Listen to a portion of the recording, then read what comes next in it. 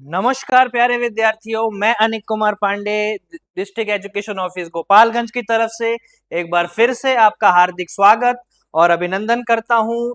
तो जैसा कि आप सभी जानते हैं कि हमारे क्लास 10th केमिस्ट्री के दो चैप्टर, जो पहले दो चैप्टर थे केमिस्ट्री यानी रसायन विज्ञान के, जो कि पहला चैप्टर हमने रासायनिक अभिक्रिया और समीकरण यानी कि केमिकल रिएक्शन एंड इक्वेशन को कंप्लीट कर लिया था। उसके बाद सेकंड चैप्टर हमने एसिड बेसिस एंड सॉल्ट्स या फिर हम उसी को अम्ल क्षारक एवं लवण भी बोलते हैं, वो चैप्टर भी हमने कंप्लीट कर लिया है। तो आज हम अपना क्लास 10th केमिस्ट्री का थर्ड चैप्टर, जो कि मेटल्स एंड नॉन मेटल्स है, यानी कि धातु और अधातु। तो आज हम क्लास 10th केमिस्ट्री का थर्ड चैप्टर स्टार्ट करने वाले हैं। तो जैसा कि आप सभी जानते हैं कि हमारा जो थर्ड चैप्टर है वो है मेटल्स एंड नॉन मेटल्स, यानी कि धातु और अधातु। धातु और अधातु के बारे में हमने अपनी पिछली क्लासेस में, जूनियर क्लासेस में भी पढ़ा है और हमको एक बेसिक आइडिया और बेसिक नॉलेज इससे संबंधित है। अब क्लास 10th में हम अपनी जो प्रीवियस नॉलेज है उसको इनहेंस यानी आगे बढ़ाते हुए धातु और अधातु यानी कि मेटल्स और नॉन मेटल्स के बारे में और उनकी फिजिकल और केमिकल प्रॉपर्टीज के बारे में और भी काफी चीजें हम डिस्कस करने वाले हैं। तो आज हम शुरू करने जा रहे हैं अपना क्लास 10th केमिस्ट्री का थर्ड चैप्टर, जैसा कि आप देख पा रहे होंगे, जिसमें हमें धातु और अधातु के बारे में पढ़ना है और जो उसकी प्रॉपर्टीज होती है वो डिस्कस करना है। चलते हैं नेक्स्ट स्लाइड पे। अभी यहाँ पे आपको स्क्रीन पे दो इमेज दिखाई दे रही हैं और आप देख पा रहे होंगे कि जो पहली इमेज है वो गोल्ड की है और गोल्ड आपको चमकता हुआ भी दिखाई दे रहा होगा। जबकि वहीं अगर हम दूसरी इमेज की तरफ जाए जो कि कोल है यानी कि कोयला, तो यहाँ पे आप क्या देख पा रहे हैं, दोनों इमेज में क्या डिफरेंस है कि जो गोल्ड है वो चमक रहा है, जबकि वहीं कोयले की अगर तरफ हम जाएं तो वो चमक नहीं रहा है, नॉन लस्ट्रस है। और जबकि गोल्ड जो है आपका लस्ट्रस है। तो बेसिकली हमने अपनी जूनियर क्लासेस में पढ़ा है कि जो मेटल्स होते हैं वो शाइनी होते हैं और वहीं यानी जो धातु होते हैं वो चमकदार होते हैं यानी चमकते हैं। और वहीं अगर नॉन मेटल की अगर हम बात करें तो वो नॉन लस्ट्रस होते हैं, यानी कि जो अधातुएं होती हैं वो चमकती नहीं है। तो इस चैप्टर में हम इन्हीं के बारे में काफी डिटेल में बात करने वाले हैं। तो चलिए शुरू करते हैं। सबसे पहले हम शुरुआत करेंगे अपनी प्रीवियस नॉलेज के साथ। जो हमने क्लास 9 का एक क्विक रिवीजन हम करने वाले हैं कि जो चीजें हमने, आप देख पा रहे होंगे यहाँ पे कि कक्षा 9 विज्ञान और कक्षा 9वीं में हमने तत्व और उनके वर्गीकरण के बारे में काफी विस्तार में बात की थी। जब हमने अपने क्लास 9th केमिस्ट्री के जो पहले हमारे 4 चैप्टर थे, जब हमने उनके बारे में बात की थी तो वहां पे हमने तत्व और उनके वर्गीकरण के बारे में पढ़ा है। धातु और अधातु को शुरू करने से पहले बहुत जरूरी है कि हमने जो क्लास 9th या हमारी जूनियर क्लासेस में कुछ चीजें जो पढ़ी हैं, जहां से धातु और अधातु का उदय यानी जो जहां से राइज हुए थे वो, उसको एक बार डिस्कस करना जरूरी है। हम सभी ने तत्वों के बारे में पढ़ा था कक्षा 9 में, जहां पे हमने उसके बाद एटम्स, मॉलिक्यूल यानी परमाणु और अणु के बारे में पढ़ा था।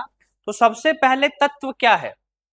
वह पदार्थ जो केवल एक ही प्रकार के परमाणुओं से बना होता है। अणु और परमाणु के बारे में भी हमने क्लास 9th में काफी डिटेल में बात की थी। तो तत्व क्या होते हैं? जो एक ही प्रकार के परमाणुओं से बने होते हैं वो हमारे तत्व हैं। जैसे कि आप यहाँ पे उदाहरण देख पा रहे होंगे, आयरन लोहा, ऑक्सीजन, जो एक ही प्रकार के किससे बना है? परमाणुओं से।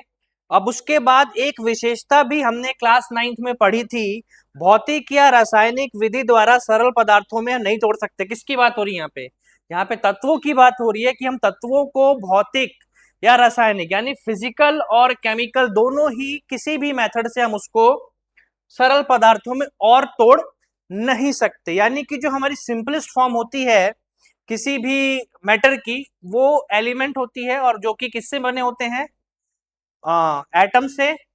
जो एलिमेंट की जो बेसिक फॉर्म होती है, सबसे छोटी फॉर्म जो होती है वो होती है एटम, यानी जिसे हम परमाणु, और मॉलिक्यूल्स यानी अणु। यहाँ पे वही आप देख पा रहे होंगे, यहाँ पे ये आपका एटम हो गया और ये हमारा मॉलिक्यूल की फॉर्म में है। तो बेसिकली जो तत्व है वो एक ही प्रकार के, यहाँ का जो इसका जो सारांश निकल के आता है इस डेफिनेशन का कि जो हमारा एलिमेंट होगा यानी कि जो हमारा तत्व होगा वो एक ही प्रकार के परमाणु से मिलकर बना होगा और जिसको हम किसी भी फिजिकल या केमिकल मेथड से क्या और सरल पदार्थों में यानी और सिंपलेस्ट फॉर्म में हम उसको नहीं तोड़ सकते। चलते हैं अपनी इस तरफ।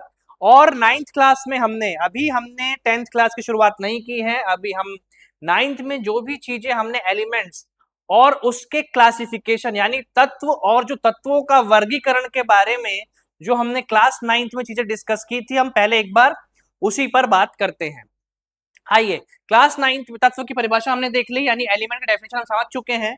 हमारे लेफ्ट साइड पे अब आते हैं राइट साइड पे, इसी स्लाइड पे, जहां पे हम सभी ने क्लास 9th में तत्वों के वर्गीकरण यानी क्लासिफिकेशन ऑफ एलिमेंट्स के बारे में काफी विस्तार पूर्वक पढ़ा था और जहां पे हमने देखा था कि जो तत्व होते हैं वो 3 भागों में बांटे जाते हैं।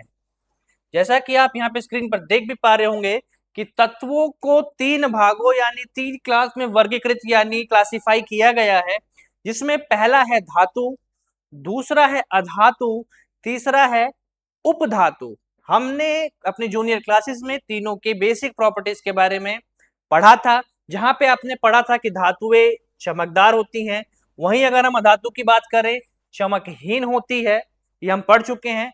उपधातु क्या होती है? ऐसे यौगिक या ऐसे हमारे एलिमेंट जो ऐसे तत्व जिसमें धातु और अधातु दोनों के ही गुण पाए जाते हैं, धातु और अधातु दोनों के ही गुण पाए जाते हैं, तो ऐसे भी कुछ एलिमेंट्स ऐसे भी कुछ तत्व हमारे पास हैं पृथ्वी पर, जिसके 2 उदाहरण आप यहाँ पे देख पा रहे होंगे, सिलिकॉन एंड बोरॉन। यहाँ पे 2 उपधातु के उदाहरण आपको दिख रहे हैं, और भी होते हैं, जर्मेनियम भी होता है। तो इसके बारे में आगे और भी डिटेल में बात करेंगे।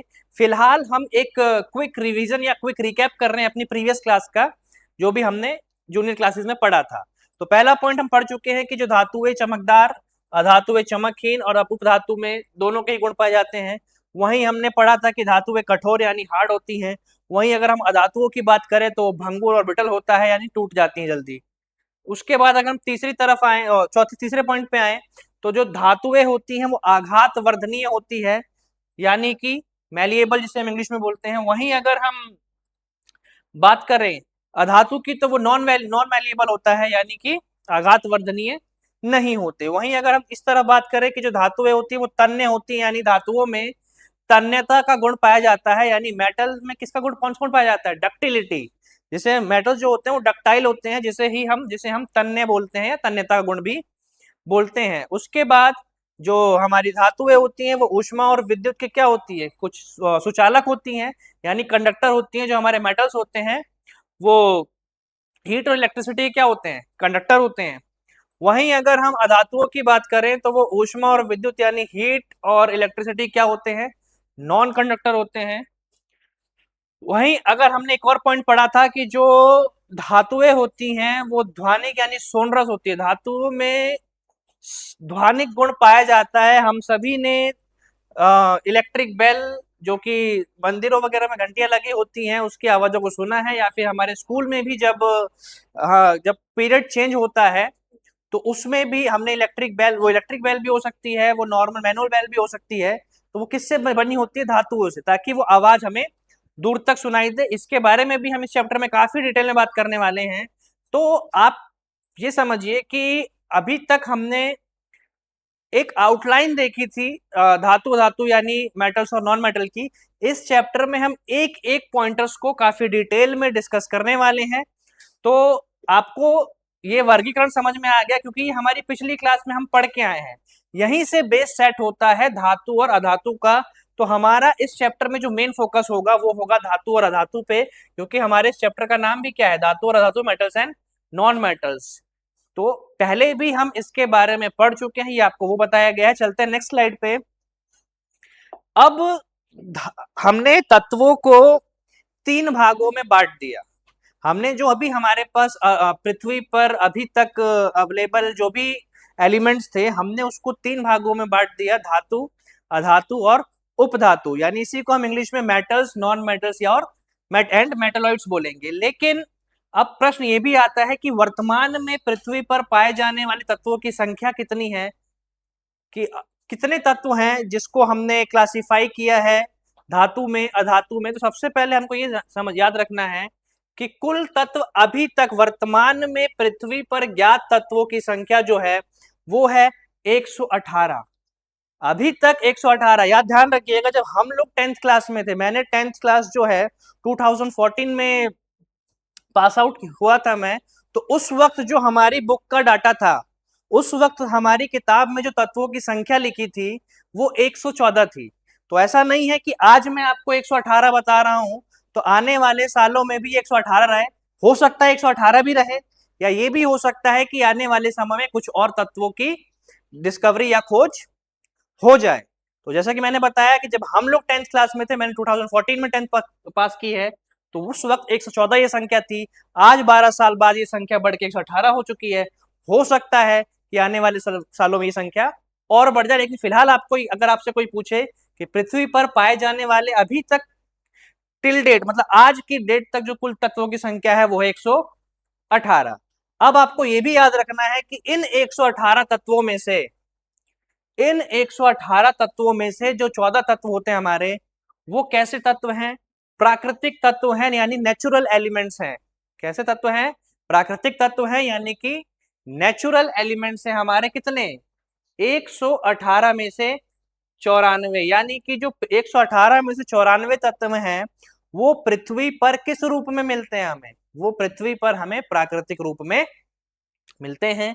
वहीं अगर जो बचे हुए 14 तत्व है, बचे हुए 24, सॉरी, जो बचे हुए 24 तत्व हैं, 118 में से 94 अगर प्राकृतिक हो गए, तो जो बचे हुए 24 तत्व हैं वो कृत्रिम तत्व हैं, यानी कि सिंथेटिक एलिमेंट्स हैं। कैसे एलिमेंट्स हैं?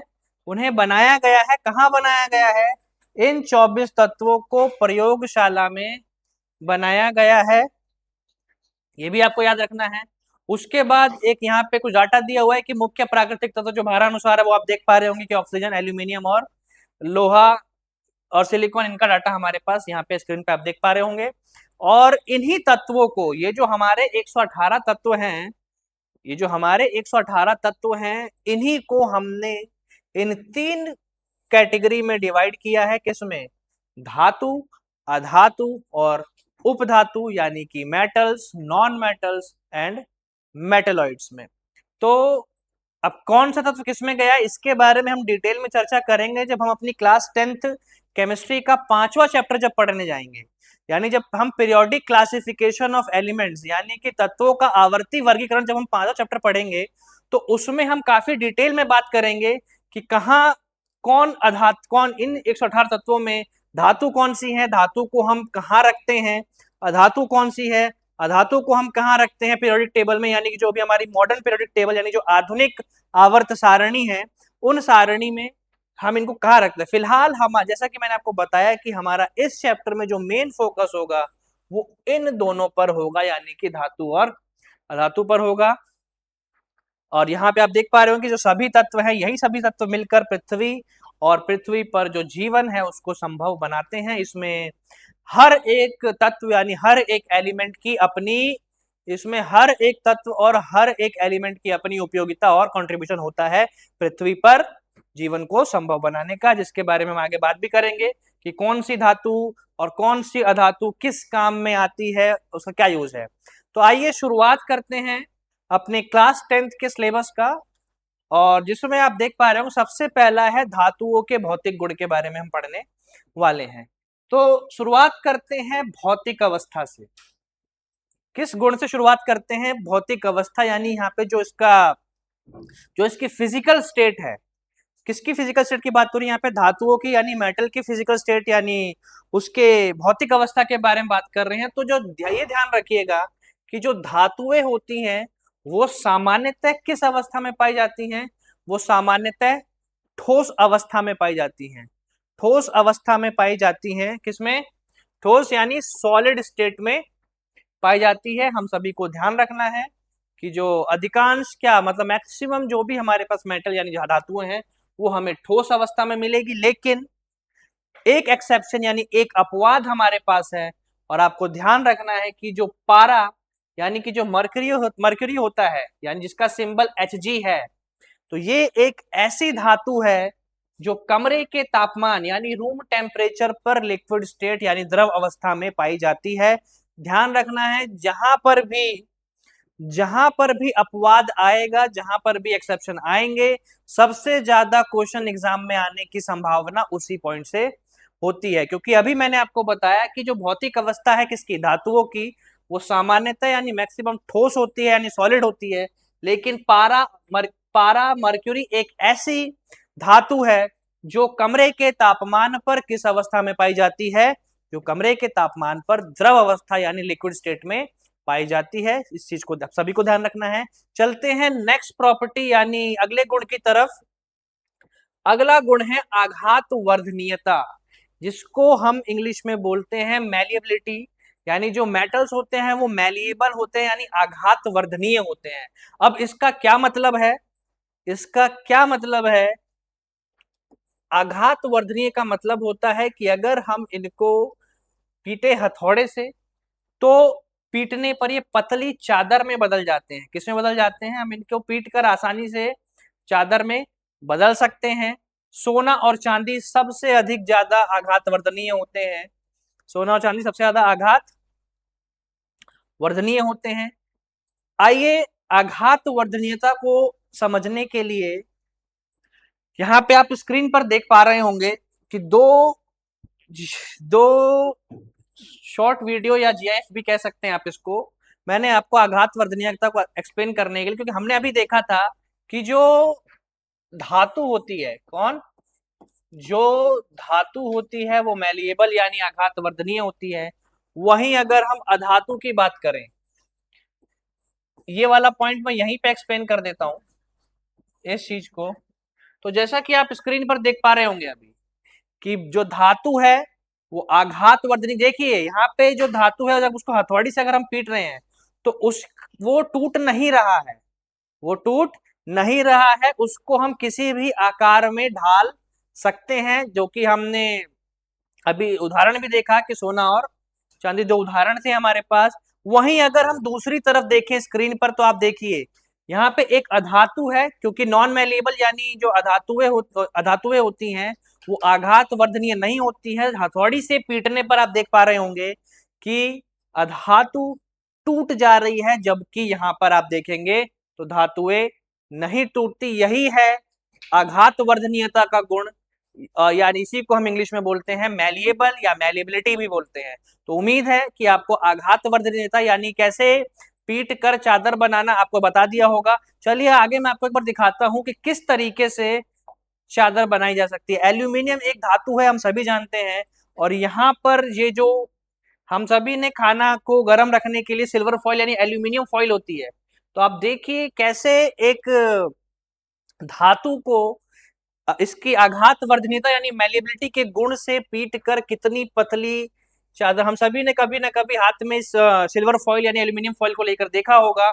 ये एक धातु से बनी होती है, तो आप देख सकते हैं वो कितनी पतली है, और वो कितनी पतली किस किस कारण से बदल जाती है, अपनी आघात वर्धनीयता यानी मैलिएबिलिटी के गुण के कारण ही वो इस एक पतली सी पन्नी की फॉर्म में, एक पेपर की तरह दिखाई देता है। कागज की तरह हम उसको फाड़ भी सकते हैं, आपने देखा होगा जो थोड़ी लो क्वालिटी का एल्यूमिनियम फॉइल होता है हम उसको कागज की तरह फाड़ भी सकते हैं, जबकि वो किससे बना है, जबकि वो एक धातु से बना है। वहीं अगर आप दूसरी साइड तरफ देखें तो आयरन शीट आप देख पा रहे होंगे, हमने कभी सवार ये छतें बनी हुई देखी हैं इससे, तो ये भी लोहे से बना है, और इसको हम देखिए कितने पतली शीट्स में इसको हम बदल सकते हैं। तो ये था आपको समझाने के लिए आघात वर्धनीयता का गुण। वहीं अगर हम चले अपने तीसरे प्रॉपर्टीज, उम्मीद है कि आपको आघात वर्धनीयता आप समझ में आ गई होगी। चलते हैं अगले गुण यानी अगली प्रॉपर्टी की तरफ, जो है तन्यता, जिसको हम इंग्लिश में बोलते हैं डक्टिलिटी, या जो मेटल्स होते हैं वो डक्टाइल होते हैं। तो तन्यता के बारे में बात करते हैं अब हम। खींचकर पतली तार बनाना, अंतर समझिएगा, पीट कर पतली चादर बनाना, यहां पर खींचकर पतले तार बनाना, और सोना सबसे ज्यादा तन्य धातुओं में से एक है। तो तन्यता, तो अभी मैंने थोड़ी देर पहले हमने बात की थी ना कि जो धातुएं होती हैं वो तन्य होती हैं और अधातुएं तन्य नहीं होती। आइए तन्यता को भी एक जीआईएफ के माध्यम से समझते हैं। आप यहाँ पे देख पा रहे होंगे स्क्रीन पे, अभी हमने बात की थी कि जो धातु यानी जो मेटल होते हैं वो क्या होते हैं, तन्य यानी डक्टाइल। वहीं अगर हम अधातु की बात करें, किसकी बात करें, वहीं अगर हम अधातु की बात करें तो वो डक्टाइल यानी तन्य नहीं होते। आप ऊपर वाले वीडियो में देख पा रहे होंगे कैसे एक धातु को खींच, वो टूटा नहीं है, यही गुण है तन्यता का। इसी को हम डक्टाइल या इसी को डक्टिलिटी बोलते हैं हम इंग्लिश में।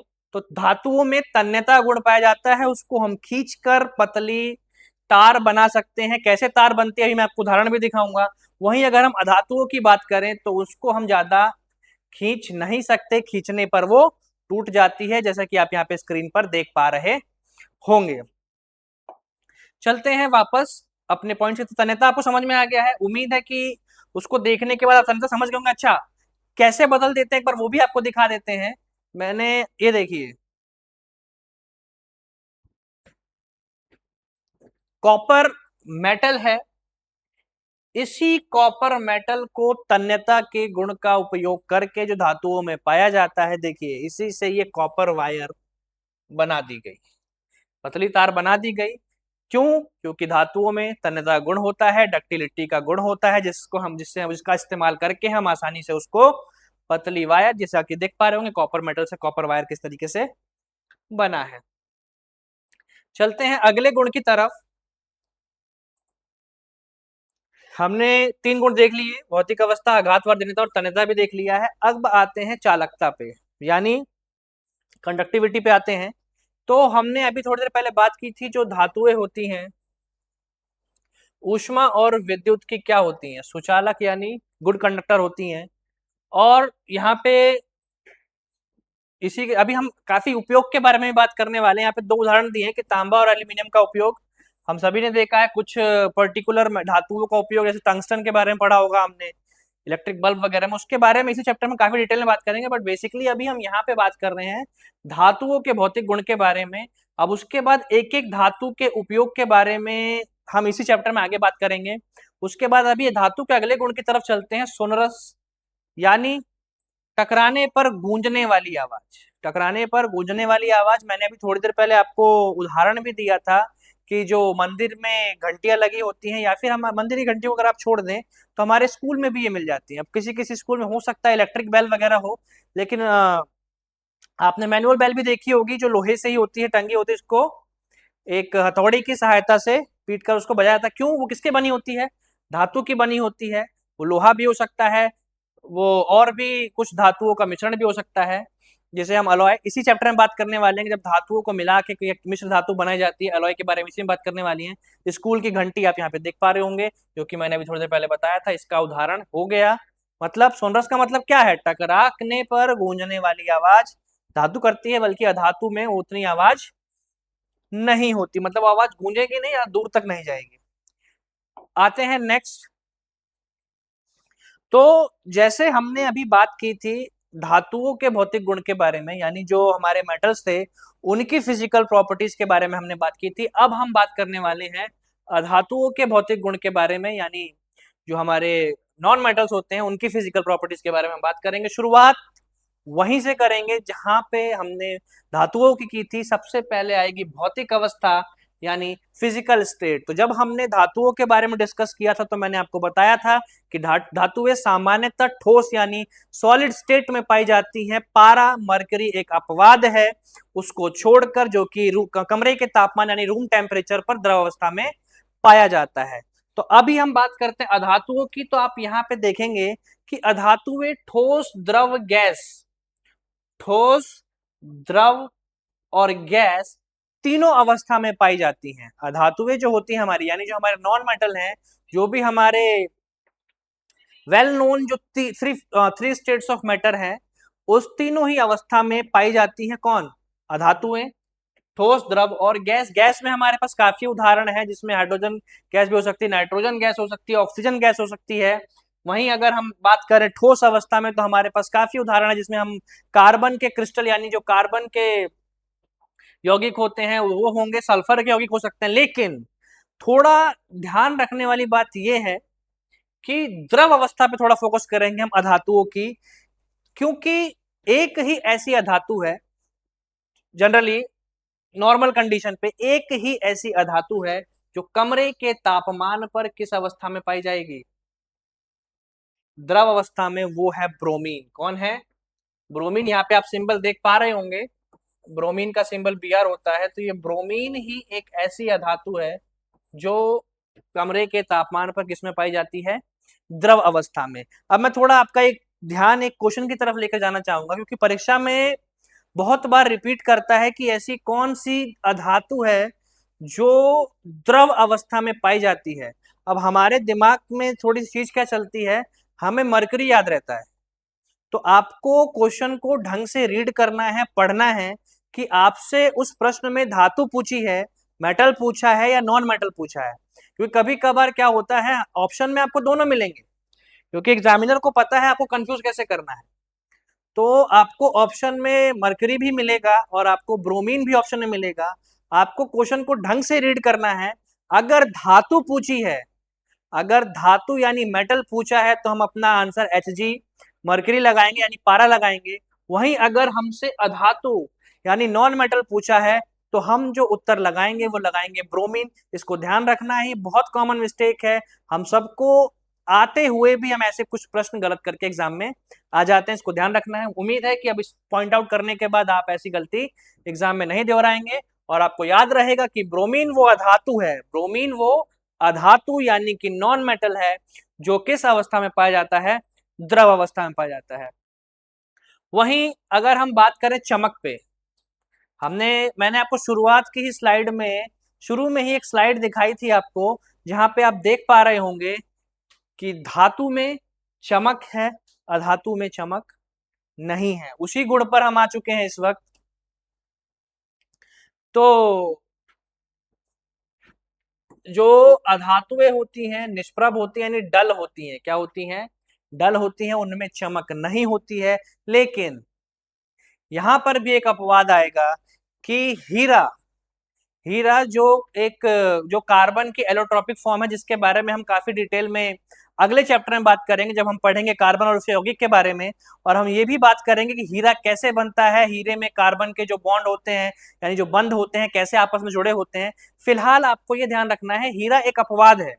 डायमंड जो कि अर्थ पे पाया जाने वाला, मतलब पृथ्वी पर पाया जाने वाला सबसे कठोर पदार्थ, हमने अभी थोड़ी देर पहले बात की थी कि जो हार्ड होते हैं, कठोर होते हैं धातुएं। कौन? धातुएं जो होती हैं कठोर होती हैं, अधातुएं कठोर भंगुर होती हैं जनरली। लेकिन एक ध्यान आपको रखना है कि हीरा एक ऐसा उदाहरण है। किसकी बात हो रही है यहाँ पे? यहाँ पे हीरा यानी कि डायमंड की बात हो रही है। किसकी बात हो रही है? डायमंड की बात हो रही है। हीरा एक डायमंड एक ऐसे अधातु का उदाहरण है जो क्या होता है? चमकदार भी होता है, चमकदार भी होता है। जबकि ज्यादातर अधातुएं क्या होती हैं? चमक रहित। लेकिन अपवाद हीरा ये क्या होता है? इसमें बहुत चमकदार होती है। सभी ने कोहिनूर के बारे में कभी सुना होगा। हीरा चमकता है। अब आते हैं कठोरता और भंगुरता पे। नरम हथौड़े से पीटने पर टूट जाता है। नरम हथौड़े और, जैसे अभी हमने बताया था ना कि धातुएं अधातुएं जो होती हैं आघात वर्धनीय नहीं होती हैं, और मैंने आपको उदाहरण भी दिखाया था कि कैसे अधातुओं को हथौड़े से पीटने पर वो टूट जाती हैं। यहां पर भी आपको ध्यान रखना है, धातुएं भंगुर होती हैं, हथौड़े से पीटने पर टूट जाती हैं। अगले यहाँ पे हम ऑलरेडी देख ही चुके हैं। ध्यान रखिएगा, अपवाद यहां पर भी अपवाद वही है। कौन? चमक का भी अपवाद हीरा है, कठोरता का अपवाद भी हीरा है। क्योंकि पृथ्वी पर पाया जाने वाला, पूरी पृथ्वी पर अगर हम अपूरे अर्थ की बात करें तो पृथ्वी पर पाया, पेपर में प्रश्न पूछेगा तो पृथ्वी पर पाया जाने वाला सबसे कठोर पदार्थ कोई धातु नहीं होती है। वो कौन होता है? हीरा। याद रखना है। तो वहां इसका भी अपवाद हीरा ही होगा। बाकी हीरे को छोड़कर जो लगभग सभी जो अधातुएं हैं वो क्या होती है? नरम होती है, यानी हथौड़े से पीटने पर आसानी से टूट जाती है। अगला पॉइंट, अगला गुण क्या है? आघात वर्धनीयता और तन्यता। तो मुझे उम्मीद है कि इसको आपको दोबारा समझाने की आवश्यकता नहीं है, क्योंकि जब मैंने आपको धातु का यानी जो मेटल का जब आघात वर्धन तन्यता गुण बताया था, तो वहां पे मैंने अधातु से तुलना करते हुए स्लाइड आपको दिखा दी है। तो ये हम ऑलरेडी डिस्कस कर चुके हैं। धातु को हम पीट कर ना चादर बना सकते हैं और ना ही उससे तार बना सकते हैं। चलते हैं अगले गुण की तरफ। चालकता पे बात करते हैं। किसके बात करते हैं? चालकता पे, जो कि हमने देखा था कि जो धातुएं होती हैं वो ऊष्मा और विद्युत की सुचालक यानी कंडक्टर होती हैं। वहीं अगर हम बात करें अधातुओं की यानी नॉन मेटल की चालकता पे, तो वो कुचालक होती हैं। किसकी? विद्युत की ऊष्मा की कुचालक हो गई। और यहां पर भी एक अपवाद आएगा, यहां पर भी एक अपवाद आएगा। और क्योंकि हमारे पास जो लगभग जितनी भी जितनी भी अधातु यानी नॉन मेटल की अभी हम बात कर रहे हैं, लगभग सभी क्या होती हैं? बैड कंडक्टर होती हैं। क्या होती हैं? Bad conductor of electricity. लेकिन यहां पर भी एक अपवाद आपको मिलेगा। यहां पे आपको पेंसिल दिखाई दे रही है, लेकिन पेंसिल किससे बनती है? हमने क्लास 8 में जब धातु और अधातु के बारे में पढ़ा था, तो वहां हमने ग्रेफाइट के बारे में सुना था। किसके बारे में? ग्रेफाइट के बारे में। तो यहां पर भी अपवाद है। फिर मैंने बोला कि विज्ञान में जहां अपवाद है, सबसे ज्यादा प्रश्न परीक्षा में वहीं से आते हैं। मतलब जहां एक्सेप्शन मिलेगा, क्योंकि जनरल ट्रेंड क्या है, सिंपल जनरल प्रॉपर्टीज क्या है कि अधातुएं क्या होती हैं? कुचालक होती हैं। लेकिन एक उदाहरण को छोड़कर हम सबको याद रखना है कि जो ग्रेफाइट होता है, कौन? जो ग्रेफाइट है वो गुड कंडक्टर ऑफ इलेक्ट्रिसिटी होता है। क्यों होता है? क्योंकि ये भी कार्बन का एक अप्रूफ है। इसके बारे में हम बात करेंगे कि इसमें फ्री इलेक्ट्रॉन्स यानी जो मुक्त इलेक्ट्रॉन पाए जाते हैं। कैसे पाए जाते हैं? जब हम अपना अगला चैप्टर कार्बन और उसकी यौगिक के बारे में पढ़ेंगे, तो जैसा कि मैंने आपको बताया था कि हीरा कार्बन का अप्रूफ है, एलोट्रॉप्स ऑफ कार्बन है। चैप्टर नंबर 4 में बात करेंगे। सेम उसी प्रकार ग्रेफाइट भी कार्बन का एक अप्रूफ यानी एलोट्रॉपिक फॉर्म ऑफ कार्बन है। तो उसके बारे में भी हम वहां पे बात करेंगे। फिलहाल आपको अपवाद ये याद रखना है कि सभी धातुएं सभी अधातुएं यानी कि नॉन मेटल जो होते हैं वो कुचालक हैं, ग्रेफाइट को छोड़कर। ग्रेफाइट सुचालक होता है। याद रहेगा सभी को? जहां अपवाद वहीं से प्रश्न।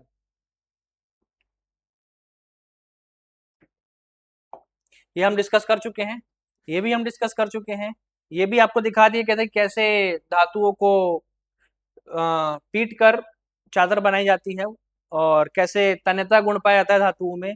अब आते हैं जो भी हमने अभी डिस्कस किया है, एक उसको समराइज करते हैं कि धातु और अधातु की परीक्षा में पूछेगा आपसे कि धातु और अधातु में क्या अंतर है।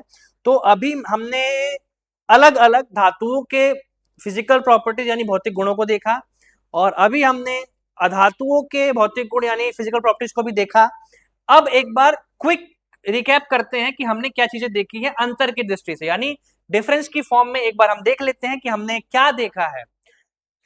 सबसे पहले चमकदार और धात्विक चमक होती है किसमें? धातुओं में। डिस्कस कर चुके हैं। वहीं अगर हम अधातु की बात करें, दिखावटी में फीका कोई चमक नहीं होती। उदाहरण अपवाद मैंने बताया है। अंतर के केस में हम अभी अपवाद पे बात नहीं कर रहे हैं। अपवाद हीरा इसका था अपवाद। वहीं अगर हम कठोरता की बात करें, धातुएं जो होती हैं कठोर और मजबूत होती हैं। वहीं अगर हम अधातुओं की बात करें, तो वो क्या होती है? नरम और नाजुक। लेकिन इसका भी अपवाद मैंने आपको बताया है कि हीरा एक अधातु है, कार्बन से बना है, लेकिन उसके बावजूद वो धरती पर पाया जाने वाला सबसे कठोर पदार्थ है। कमरे के तापमान पर ठोस जनरली होती है। कौन? किसकी बात हो रही है यहाँ पे? ठोस की। एक अपवाद यहां पर भी था कि मरकरी एक ऐसी धातु है जो कमरे के तापमान पर द्रवावस्था में पाई जाती है। तो समझिए, इस चीज को समझिए। हमें अंतर के साथ साथ अपवादों को भी अपने दिमाग में रखना है। अगर आप इस तरीके से अपनी तैयारी को करेंगे तो मुझे उम्मीद है कि आप जो परीक्षा में अच्छे अंक लाने में सफल हो पाएंगे और आपकी जो नॉलेज है वो एक इनहेंस होगी अच्छे तरीके से। अब वहीं पे बात करें, धातुएं अच्छे सुचालक होते हैं किसके? ऊष्मा विद्युत दोनों के। वहीं अगर हम दूसरी तरफ बात करें, अधातुएं क्या होती हैं? कुचालक होती हैं। किसको छोड़कर? ग्रेफाइट को छोड़कर। हमने थोड़ी देर पहले बताया था। तार और चादर में बदला जा सकता है। आघात वर्धन तन्यता गुण के बारे में भी बात की थी। भंगुर और आसानी से टूट जाती हैं धातुएं, इस पर हम डिस्कशन कर चुके हैं। सोनरस होती हैं। कौन? धातुएं। टुन टुन, ये देखिए आप, घंटी टुन टुन की आवाज आती है। आवाज पैदा करते हैं, वहीं अगर हम अधातुओं की बात करें तो वो ध्वनिहीन होती हैं, यानी धप धप इन पे कोई गूंजन नहीं होती, आवाज गूंजती नहीं है। और नीचे आपको कुछ यहाँ पे उदाहरण भी दिखाई दे रहे होंगे, नीचे की तरफ आपको कुछ उदाहरण भी दिखाई दे रहे होंगे कि लोहा, तांबा, सोना, ये हमारी धातुओं के उदाहरण हो गए। वही अगर हम बात करें कार्बन, ऑक्सीजन और सल्फर की, तो ये हमारे अधातुओं के उदाहरण हो गए। चलते हैं नेक्स्ट स्लाइड पे, सेम वही चीज है जो अभी हमने डिस्कशन किया है, आप इसको भी देख सकते हैं। ये दूसरे शब्दों में अंतर दिखा हुआ है, तो परीक्षा के पॉइंट ऑफ व्यू से आप जो भी अंतर आपको लिखने में और याद करने में अगर आसानी होती है, तो आप दोनों में से किसी भी अंतर का उपयोग कर सकते हैं। तो अब यहाँ से हम डिस्कस करेंगे अपनी नेक्स्ट क्लास में। तो यहाँ पे आप देख पा रहे होंगे कि मैंने आपके लिए एक एक्टिविटी भी रखी है, तो इस एक्टिविटी की डिस्कशन हम करेंगे अपनी नेक्स्ट क्लास से। फिलहाल आज हमारी जो एक बेसिक इंट्रोडक्शन क्लास हुई है, आज हमारी पहली क्लास है किसकी, मेटल्स और नॉन मेटल्स की, यानी धातु और अधातु के बारे में आज हमने एक बेसिक नॉलेज डेवलप कर ली है। और हमने अपनी पिछली क्लासेस का भी रिकैप कर लिया है कि हमने अपनी पिछली क्लासेस में धातु और अधातु के बारे में किन किन चीजों के बारे में पढ़ा था, हमने तत्वों के बारे में देख लिया, एक रिकैप हो चुका है, एक शुरुआत हो चुकी है धातु और अधातु की। जैसे जैसे हम इस चैप्टर में आगे बढ़ेंगे, हमें धातु और अधातु से संबंधित उनके उपयोग, उनकी रासायनिक गुण के बारे में डिस्कस करने वाले हैं। तो जैसे जैसे चैप्टर आगे बढ़ेगा, हम धातु और अधातु के बारे में और विस्तार पूर्वक हम जानेंगे इसी चैप्टर में आगे। तो फिलहाल रिवीजन करते रहिए, आज हम नई शुरुआत कर चुके हैं अपने नए चैप्टर की, धातु और अधातु की। तब तक के लिए अपना बहुत ध्यान रखिए, धन्यवाद।